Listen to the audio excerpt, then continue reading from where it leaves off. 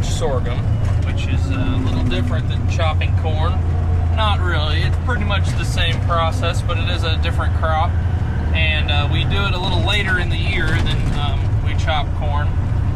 Most of our forage sorghum is planted as a double crop after winter wheat. So after we harvest wheat in June, we'll go back in and plant this forage sorghum.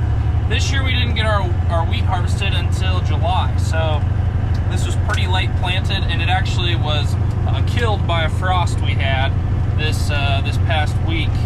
And it could have, we definitely could have been harvesting this later than we are if it wouldn't have froze. But it grew pretty tall. We were pretty impressed with how quickly it grew. Part of that was due to how much rain we got, similar to our other crops this year.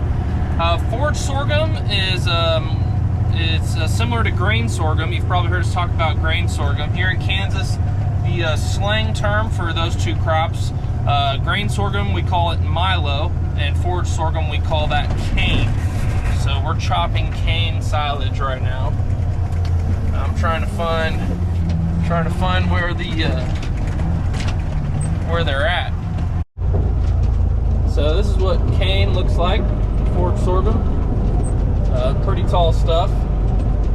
Again, for being planted in July, that's just less than 3 months of growing, and it gets to be this tall, and that's quite a bit of tons coming off the field for feed.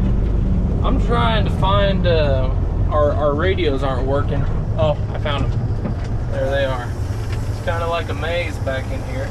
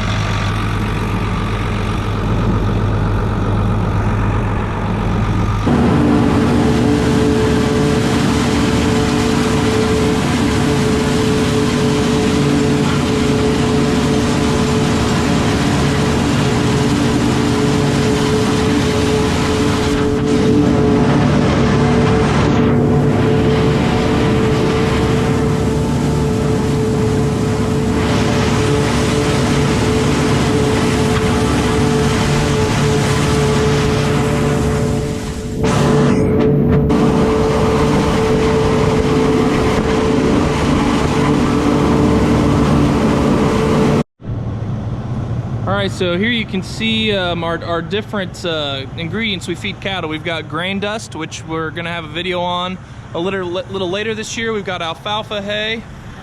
We've got straw hay and prairie hay in here. And then this is our big old corn silage pile that stretches way back a couple hundred feet. Quite a few tons of corn silage we put up. And this is our second trench silo back here, where we are currently dumping the forage sorghum. And this is not our regular push tractor. We're using our 7130 instead of our 7430. That's because the 7430 is busy right now.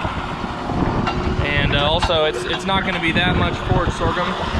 So we're working with what we have. But the forage sorghum is similar in appearance in terms of silage to the corn silage. It just doesn't have any corn in it, but it does have some grain. You can see in the forage sorghum there is some grain in that. And then there's our distillers that we feed as well. So that's a little rundown of what we feed our cattle, where we store it. We'll obviously have a video about feeding cattle coming later on in the winter when we have more time to talk about that stuff.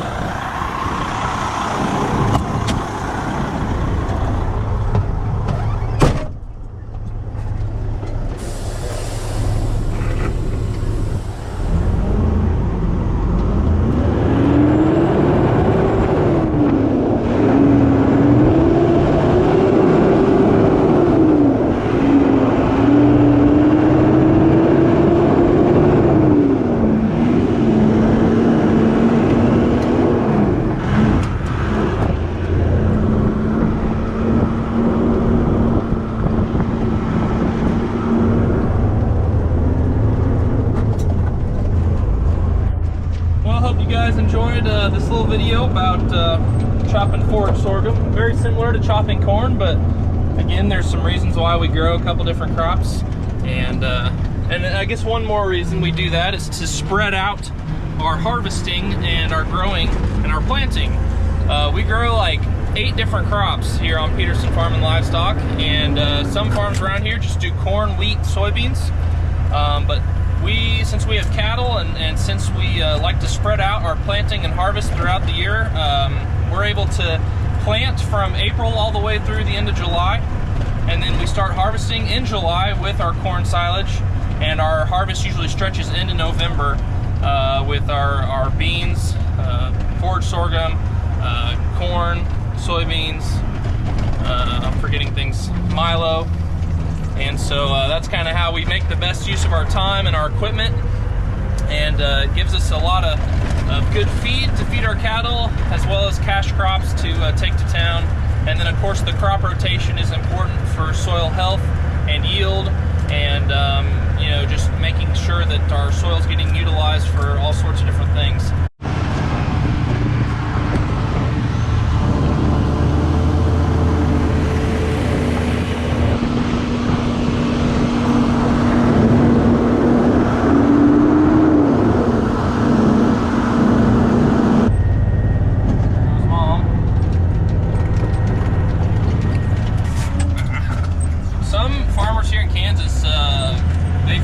Just with forage sorghum. They don't even grow corn because corn has gotten a lot more expensive to grow. Forage sorghum is pretty cheap to grow, and so that's one of the advantages of it.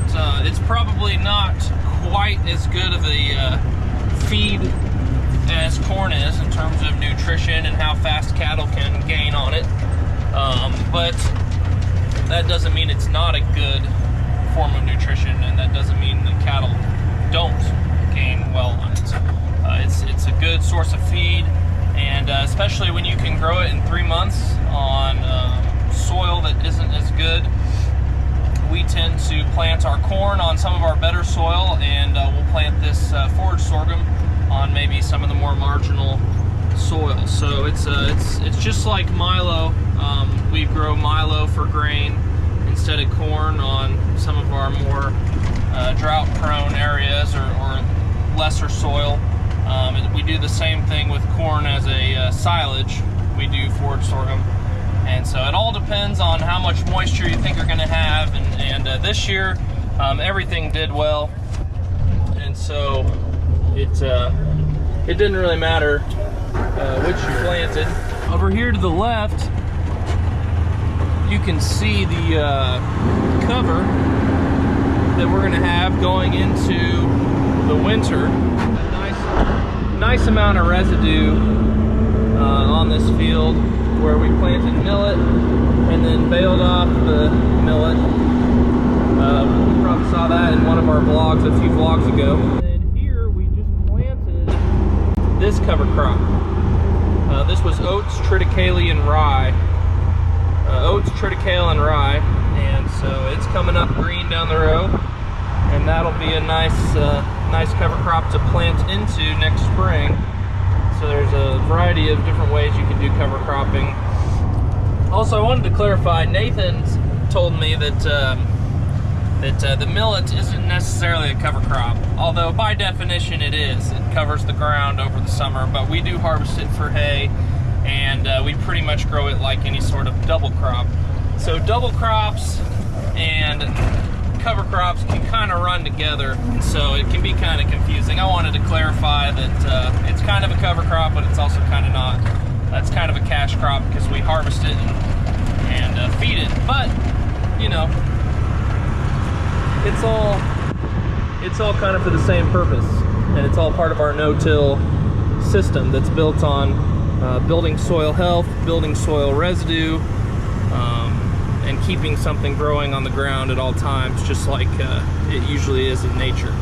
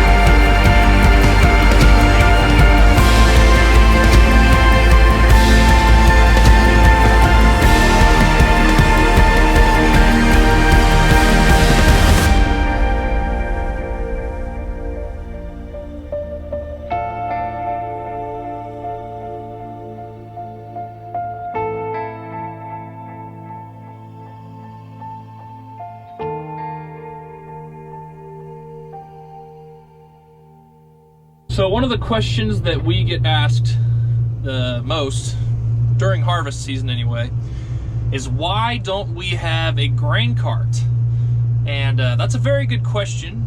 I'm sure you've noticed that we run 2 combines, sometimes 3 combines, and you know, we'll pull over to the edge of the field and unload directly into the trucks, and sometimes it's not the most efficient. I agree with you there. However, for our particular farming operation, there's several reasons why we don't have a grain cart. Number one, we just haven't gotten one yet. We were planning on getting a grain cart actually for this fall harvest, but never really got around to it. We've been busy, and it costs money. I mean, that's kind of what it boils down to. We get a lot of comments on our YouTube channel, Facebook page, like, why don't you have nicer equipment? Why don't you have this? Why don't you do that? And that can be kind of frustrating sometimes, because it's like, you know, it's like asking someone, well, why don't you drive a newer car? Why don't you have a bigger house? Those things are nice, but they cost money, and just because you want something, or even if you need something, it's not necessarily the best decision to purchase it if you don't have the money for it. And so, and you know, like I said, we do have the money to buy a grain cart, but it's not necessarily going to be a better financial decision. It doesn't cost us money when we have to go unload directly into the truck instead of into a grain cart. It costs us time. So it's more of a luxury in our particular operation at this point. And then there's a couple other reasons. For one, our crops that we grow here in Kansas, for the longest time we grew wheat, milo, and soybeans. Those are pretty much our 3 main crops, and none of those crops are yielding over 100 bushel to the acre for the most part. And so you're looking at not as much unloading, not as much grain to go through, and so, you know, a grain cart didn't necessarily make that much sense. Now that we're growing some corn, and this year our milo is in the 120 to 130 bushel range, it's a lot more loads. It's a lot more hassle to go unload in the trucks instead of on the go in a grain cart. Another thing is that we don't always have someone to operate the grain cart. You know, we've always kind of been, you know, when you have 2 or 3 combines going, my dad, and I agree with him, you know, it's more efficient to have a 3rd combine that harvests 70% of the time, and then that person goes and hauls a load in. You know, we believe that's more efficient than having someone sit in a grain cart doing nothing for 50% of the time and keeping the 2 combines going. We think the 3rd combine is more efficient, but it isn't always that way. If we have bigger fields, if it's a wet year and you're struggling to get back to the truck to dump, then it's going to make more sense to have a grain cart. You know, for the last year or 2, it's been pretty on edge. Like, we're almost there where we need to get a grain cart. We've said several times in the last year, we need to get a grain cart. So for all those people who are commenting, yes, we need to get a grain cart. It's coming. It's going to happen soon. But even saying that, the last 5, 10, 15, 20 years, we haven't had a grain cart. Our farm has worked perfectly fine. We've gotten all our harvests in. We actually believe that sometimes you compact your soil less by not having a grain cart, because we try to cut our fields to where we end up with a full bin right when we get to the semi to unload, and it's actually less compaction if you think about it. But every operation is different. The moral of the story is that every farming operation is different, and we see so many YouTube comments on our videos where people think our operation should be like theirs, or that our operation should be different from what it should be. And there's usually a reason behind why people have the operation they have the equipment they have, make the decisions they do, and it's because every operation is different. Different climates, different soils, different ways of doing things, different crops, different labor forces, different infrastructures. All those differences combine to lead a farmer to make a specific decision over why he or she makes the decisions that they do. And so I just want to just let you guys know that just because our farm is a little different, and maybe someone else's farm is a little different, that's okay. That is the story of agriculture is that every farm is different, but we're all working together to do the same thing, and that's to provide food and fiber for the world. So that's one of my core messages that I've learned from getting to travel and see farms all over the world, is that, you know, we don't have to have the exact same operation. Diversity is good. Doing things differently is good because we can all learn from each other. But we can all celebrate the fact that, you know, we're all in this together, we're all working together, and just because my farm's different from yours, it doesn't mean that my farm's any worse, your farm's any better. Size as well. You know, we farm 2,000 acres on our farm. Some people farm 10,000, some people farm 100,000, some people farm 1,000, some people farm 100, some people just have a garden. It's all the same. You know, it can all be effective based on your personal life, your personal business, your family. And so I just want to encourage you guys that doesn't matter how big your farm is, doesn't matter what kind of equipment you have. Farming is farming. Raising food and fiber is raising food and fiber, and we're all in this together. So that's my rant for today. That's why we don't have a grain cart.